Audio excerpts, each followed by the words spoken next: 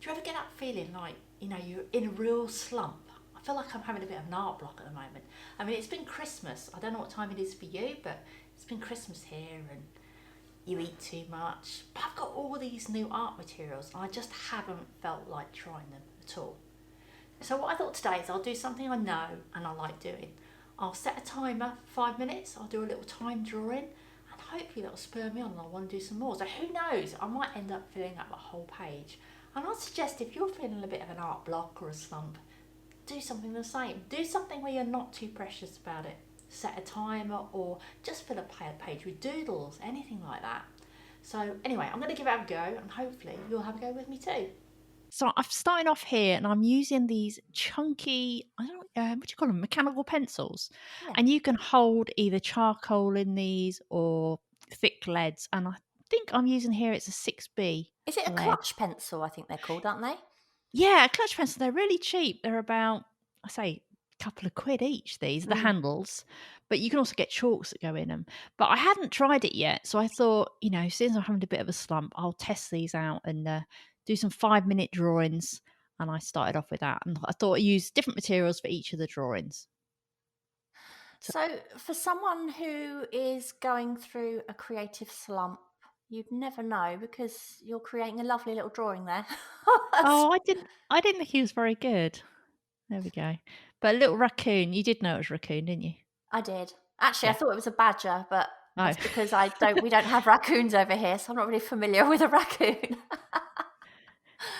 So that was the first one anyway. And then I went on and ages ago, I bought this watercolor graphite pencil. I don't know if you've got one of these. Yeah, I've got a few sort of like, but mine are more thick, long, thick leads that are just leads, if you like.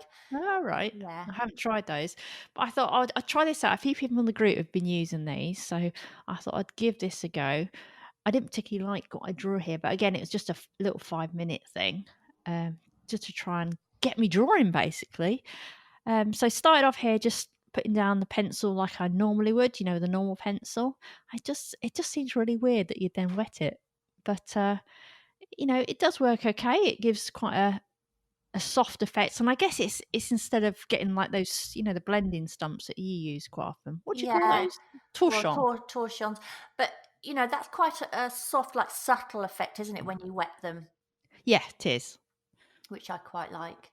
And of course, then it makes them smudge proof, doesn't it, as well? Oh, does it?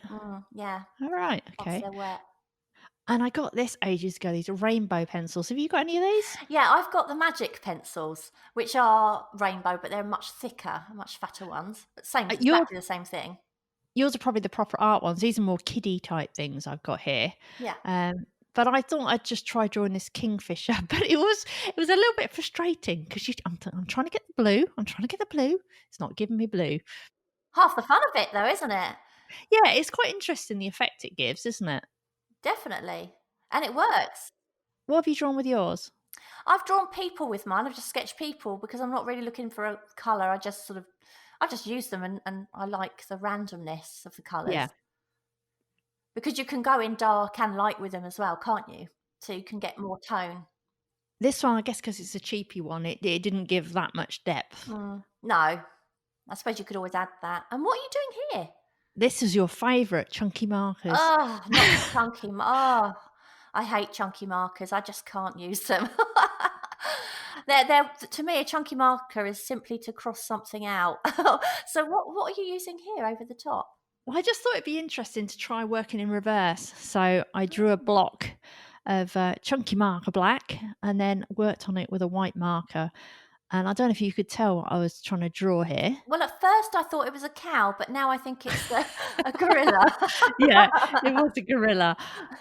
Again, just an experiment, just to get me drawing. But it seems to me when I do things like this, I find it much more interesting. When I don't know if it work or not, it's kind of more interesting. If that Yeah. makes sense. Yeah, so just a quick kind of gorilla drawing. I kind of like the roughness it gave here, but then I was feeling it was a bit empty, so I did a bit of sort of vague Cage. cross hatching. Yeah. It's really, really good. Now, that does not look like a page created by someone in a creative slump. Well, I definitely was. Why not check out our previous videos, and don't forget to subscribe so you never miss your Art Kick Sunday. Meanwhile, you can check out our podcast and find the creative challenges we have coming up at www.kickinthecreatives.com. Back soon.